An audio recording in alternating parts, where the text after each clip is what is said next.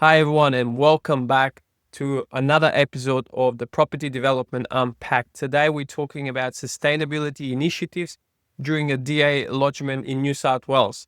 So we're currently working on multiple DAs and planning approvals within our organization, and we're finding that lately we're starting to explore these sustainability initiatives more and more. And the shift is also coming out of council. So previously we would only need to submit a basic certificate and have the floor plan stamped. Right now, we're actually having to do an ESD reports, which talks about how we dealing with some of these initiatives in our buildings. So I thought that it would be nice, it'd be interesting to do a whole episode on this. And today it's all about these sustainability initiatives. What are they? How are we dealing with them and making sure that it actually delivers some real tangible benefits to the residents in the buildings that we're providing, rather than just ticking a box or making sure it's just another item on the checklist that needs to go to council to get an approval. However, this is a very interesting and difficult subject because quite often some of these initiatives are upfront costs to the developers and are not necessarily translating in increased in revenue. However, they are a benefit to the future residents. So let's get straight into it. I'm sharing my screen here and we'll go one by one. Sustainability in development approvals, why council requires. First of all is alignment with policy. See, New South Wales is a very clear net zero climate resilience goals. And all councils are under pressure to ensure that any new development contribute to those targets. And so the second point is infrastructure strain.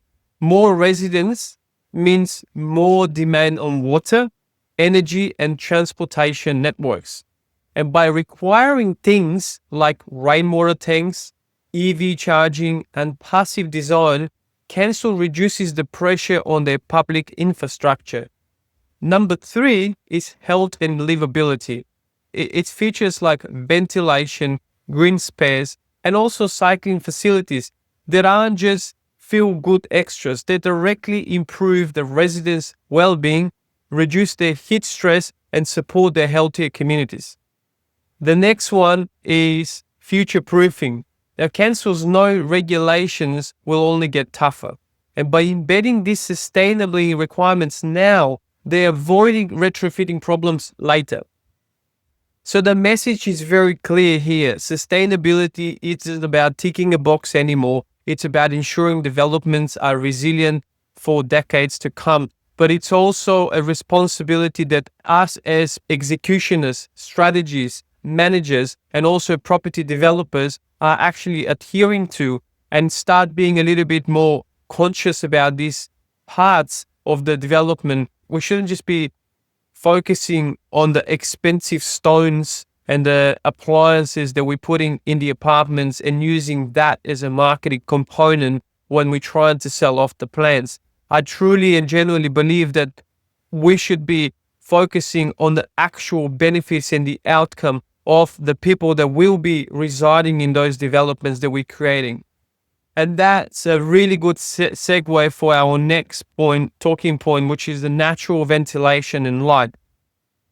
The 2 key points that I've got here is dual aspect apartments and obviously balconies maximizes airflow and sunlight, and the overall benefit is comfort plus lower energy demand for heating and cooling. But this goes well beyond that because modern day buildings are very well sealed. And so with that approach, we've created a secondary problem where the air that we breathe and the air that's within our space and our environment, it becomes very stale.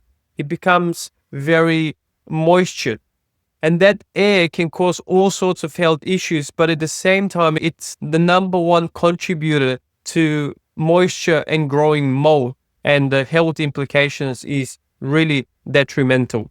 And so what are we starting to explore in our developments? What are we as experts and professionals trying to do and really educate the property developers, educate and push for things that normally they wouldn't consider? And it's really up on us to do those type of researches and present it in a way that's compelling and really try to bring an awareness.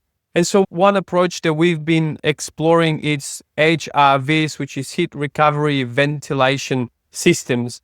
These systems work in a very interesting way, and it does in a way something similar that what windows do, especially across ventilation, but unfortunately windows cannot be used all the time. For example, if outside air is very cold and you're warming up your apartment internally, then obviously you don't want to open the windows when you're spending energy and resources to heat up your apartment. But at the same time, the longer you keep that apartment sealed in a way, the quality of the air is getting worse and worse by just the everyday activities that an occupants do: breathe, use bathrooms. And separately to that, there's a lot of toxins and chemicals that are evaporating into the air from paints, adhesives, sealants, carpets, and other building material. When you walk in a new apartment, you have that new building smell. That's the smell that you don't want to have. That's all the bad stuff that you're smelling. And that really marries with one of our next points of discussion, which is materials and indoor quality. To apply the red list to avoid harmful materials. There's a red list which has been very helpful that we're now recently starting to adopt and use when we're designing apartments. And so using low VOC and responsible source alternatives, it creates a better indoor quality and also a lower lifestyle impact. And so coming back to the air quality, when you have the activities that perform into those very sealed spaces, plus all these evaporations that are coming from various paints and adhesives and carpets, etc., the quality of air obviously is very poor in those instances. And so what HRVs do, they almost act like a window, but it recovers the heat or the cooling or the air that's happening in your apartments. So if you can imagine, it's just a box that's got like a core inside with coils that sits like a diamond shape. There's an external, so it sucks all the internal air, which is the poor quality air, passes through those coils and literally pushes us out. At the same time is extracting a fresh air from outside, which comes in through the coils. The fresh and the poor air coil, they never mixed. But what it does is the fresh air that comes in, it actually recovers some of the heat that you've generated. So let's say, for example, if the air outside is 10 degrees and you're sucking it in and the air in your space is 25 degrees, that air that comes from outside, by the time it pushes into your home, it's no longer 10 degrees. It could be 18 or 15 degrees. So it won't be exactly the same as the air that's in your space, but it recovers as much as you can. But most importantly, it also brings the fresh air and it filters the air before it goes inside. And so what that creates, it takes all that moisture, very poor quality air out of the space, pushes it out and brings you new, fresh, dry air, which is amazing for moisture control, amazing for avoiding any molds, which we're finding that these things are happening more and more in brand new apartments. And part of that is because brand new buildings, brand new apartments are very much sealed in these days. So air quality is probably the one that I personally take on board the most and make sure that we've got things that we implement in our buildings that are very different than what you typically getting or have been getting on the market for the past 10 years. Next one is energy efficiency, 100% LED lighting with smart controls, rooftop solars and PVs integrated in the design. That's all very typical these days, and it's every time there's a little bit of a space for PV panels, we always make sure to cover it. All of that feeds down to our EV chargers in the basements, which most councils are actually, it's a requirement, if not to at least leave provisions for future installation. The benefit obviously is reduced energy cost. Net zero pathway helps with where we're heading. Water management, rainwater harvesting and rain use via installing of rainwater tanks above ground or underground. All the irrigation in the landscaping is done by these rainwater tanks. Smart water meters, leak detection, WELS rated fixtures. I think these are all requirements as part of the basics, which in New South Wales we have been doing for quite the time now. The benefits are less potable water use, reduced waste, and lower utility bills. Green infrastructure, planting native low water vegetation plants supports the biodiversity, but it also helps the microclimate, which is very important.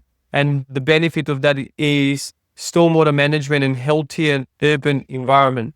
Transport and lifestyle.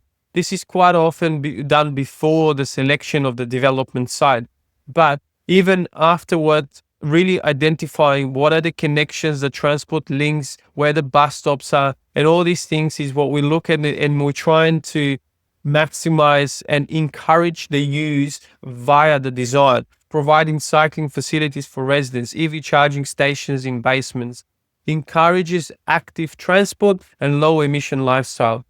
Next one is thermal performance. Again, this is one of those things that doesn't necessarily require an extra cost to fulfill, but it does require a little bit more planning in advance. And most architects these days designing their buildings with this in the back of their minds: passive design strategy, shading, orientation, insulation, cross ventilation. We talked a little bit about cross ventilation when we mentioned about air quality. This comes with some limitations depending on the temperature outside versus the temperature inside. And also depends on the location where you're living. Sometimes opening the window doesn't necessarily mean you're going to get a fresh air, although we're pretty blessed here in this country to have a very good quality of air compared to other countries in the world. Circular economy, materials and waste, durable, recyclable, reusable material reduces construction waste plus embodied carbon.